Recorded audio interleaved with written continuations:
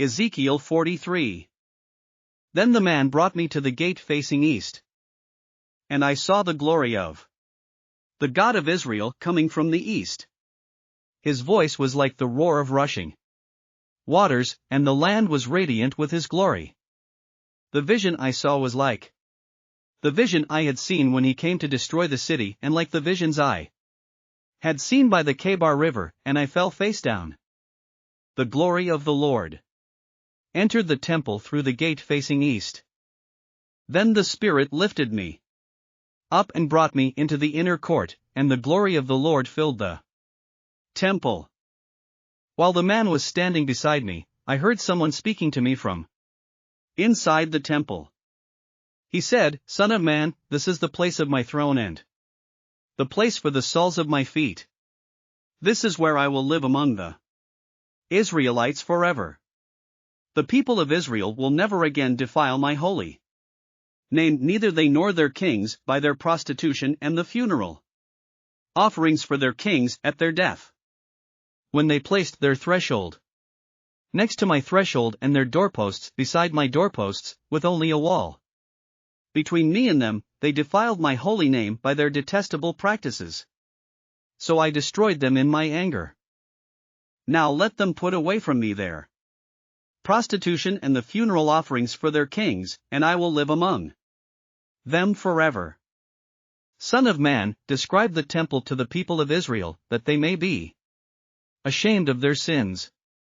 Let them consider its perfection. And if they are ashamed of all they have done, make known to them the design of the temple, its arrangement, its exits and entrances, its whole design and all its regulations and laws.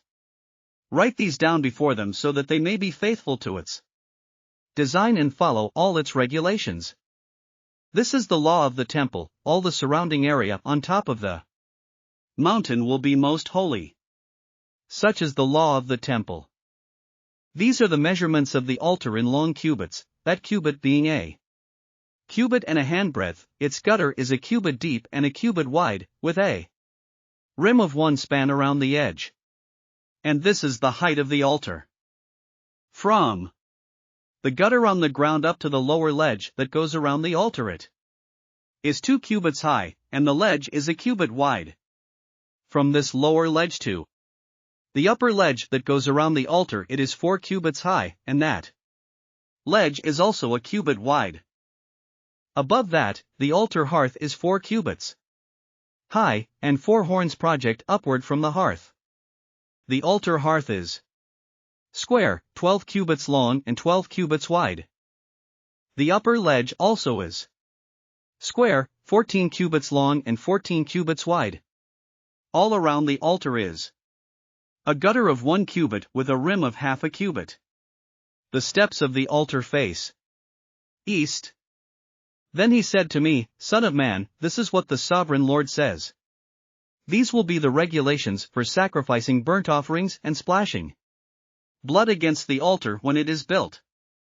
You are to give a young bull as a sin offering to the Levitical priests of the family of Zadok, who come near to minister before me, declares the sovereign Lord.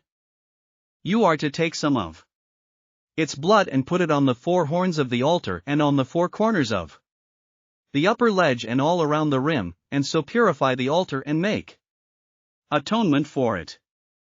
You are to take the bull for the sin offering and burn it in the designated part of the temple area outside the sanctuary. On the 2nd day you are to offer a male goat without defect for a sin offering, and the altar is to be purified as it was purified with the bull. When you have finished purifying it, you are to offer a young bull and a ram from the flock, both without defect. You are to offer them before the Lord. And the priests are to sprinkle salt on them and sacrifice them as a burnt offering to the Lord. For 7 days you are to provide a male goat daily for a sin offering. You are also to provide a young bull and a ram from the flock, both without defect. For 7 days they are to make atonement for the altar and cleanse it, thus they will dedicate it. At the end of these days, from the 8th day on, the priests are to present your burnt offerings and fellowship offerings on the altar. Then I will accept you, declares the sovereign Lord. Thanks for listening to another chapter of the Bible. At My Faith Fuel, we believe a good coffee fuels your faith and energizes your day. Please visit myfaithfuel.com to explore our delicious coffee blends. Part of each purchase goes to training worshipers around the world. Thanks for listening.